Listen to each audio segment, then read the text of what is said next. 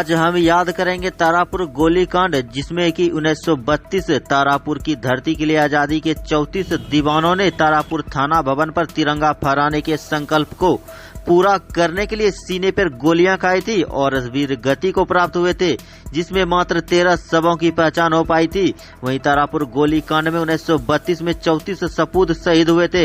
आज वर्तमान में याद में तारापुर गोलीकांड के शहीद की स्मारक बनवाई गई है, जिसमें 13 शहीदों की आदम कद प्रतिमा है। वहीं 21 की मुरल यानी भित्ति दीवार में लगाई गई है। बताते चलें कि पीएम मोदी ने भी 31 जनवरी 2021 को मन की बात कार्यक्रम में इन आजादी के नायकों की चर्चा की थी। वहीं तारापुर थाना के सामने शहीद पार्क में 34 बलिदानों की प्रतिमा स्थापित की गई है और ऐतिहासिक थाना भवन को स्मारक रूप दिया गया है। भारत अपनी आजादी का 75वां स्वतंत्रता दिवस मना रहा है और जब देश आजादी का अमृत महोत्सव मना रहा है, हर घर तिरंगा अभियान चल रहा है, लोग सड़कों पर तिरंगा लेकर के निकल रहे हैं, तो तिरंगे की बात जब हो और उसमें तारापुर शहीदों का जिक्र ना आए, ऐसा हो नहीं सकता।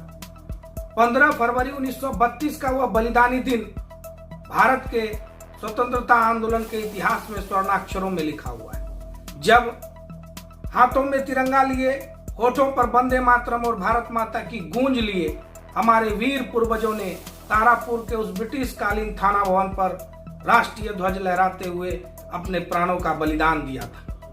अंग्रेज कलेक्टर ई.ओ. ली और एसपी डब्ल्यू.एस. मैग्रेथ की मौजूदगी में 75 चक्र गोलियां चलाई गई और इस बीच में 34 लोग शहीद हुए, दर्जनों घायल हुए, लेकिन बड़ी ही चतुराई से वीर मदन गोपाल सिंह, जो धावक दल का नेतृत्व कर रहे थे, उन्होंने राष्ट्रीय ध्वज फहरा दिया। उनकी याद में 15 फरवरी को हर वर्ष तारापुर शहीद दिवस हम लोग मनाते हैं।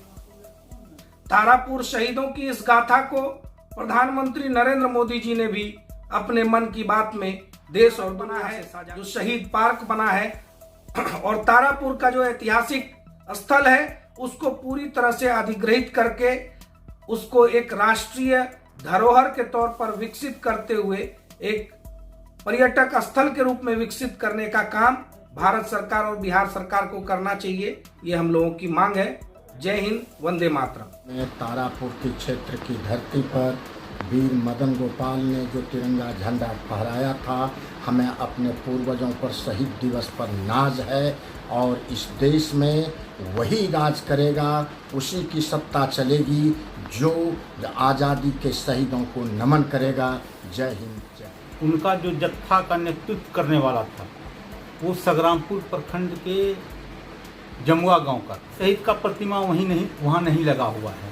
सरकार से ये मांग करते हैं कि शहीदों को उचित सम्मान मिले। वाला कांड के बाद अगर दूसरा कोई शहीदों का बड़ा घटना हुआ है तो वो तारापुर शहीद स्मारक है। तारापुर गोलीकांड 1932 की कहानी को देखा, फिर मिलेंगे अगले कहानी के साथ।